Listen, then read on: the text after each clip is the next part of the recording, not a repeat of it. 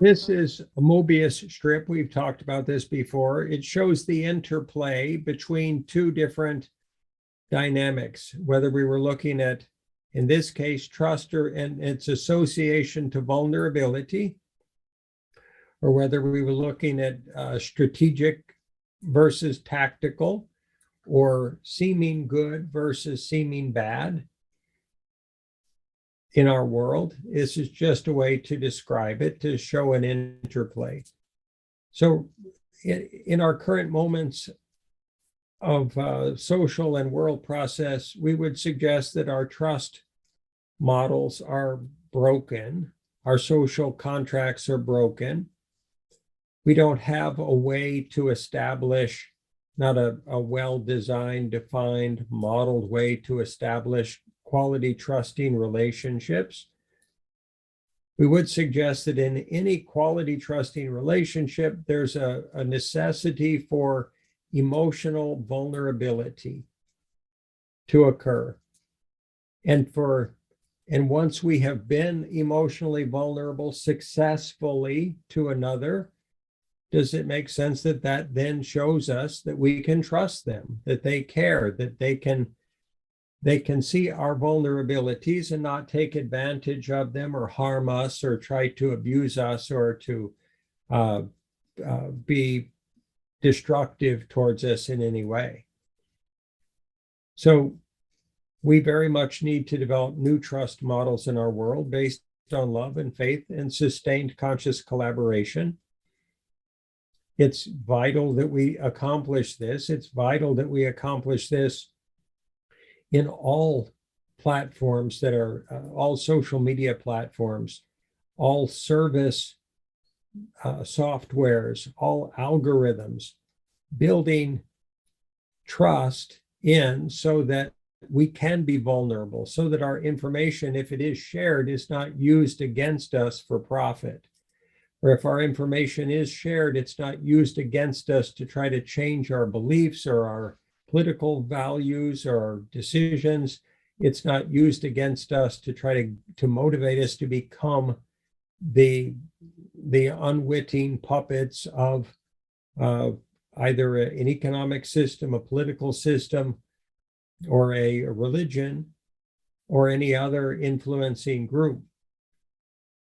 That's not a suggestion in any way to be afraid or concerned or judgmental or angry or to attack those who are untrustworthy and who are potentially abusing of our information. The challenge before us is if we can see the situation clearly enough, then we can recognize that technology is accelerating too fast to be governed by existing legal process. That's a really big statement. If we say that the law as it operates in our world has lost the capacity to effectively govern technology and social media, even if someone said that some social media platforms such as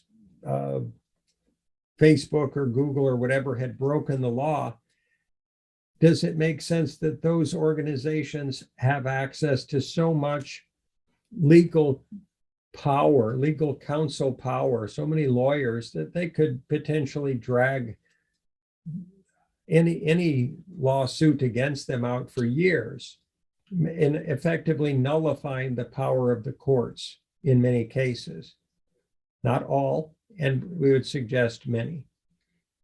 So if the legal system is behind the learning curve and it doesn't have a way, if it's not literally designed to learn faster, proactively, not reactively, not merely by precedent, by proactive understanding to generate law ahead of technological evolution and development, how can any system of legal governance truly govern in our rapidly transforming world, the world that's being transformed by technology so rapidly and by artificial intelligence? So we would suggest that the antidote is not to try to rein in or govern or punish the current mechanisms of social media platforms or the current mechanisms of for-profit marketing systems. We would suggest the antidote is to replace them with something that works and is integrous and does serve and is in alignment with the highest and best good of humanity in a demonstrably provable, vigilantly managed way that is designed to be integrous, to be transparent, to be open to review in any of its dimensions by anybody, so that there is a constant pushback from the environment. So there are not black box algorithms that are affecting us and future generations without our knowledge, without our understanding, without a capacity to discerningly say no to them. It is a challenge, and it is one that must be met, must be resolved, must be faced, because if we choose to look the other way, it will overrun us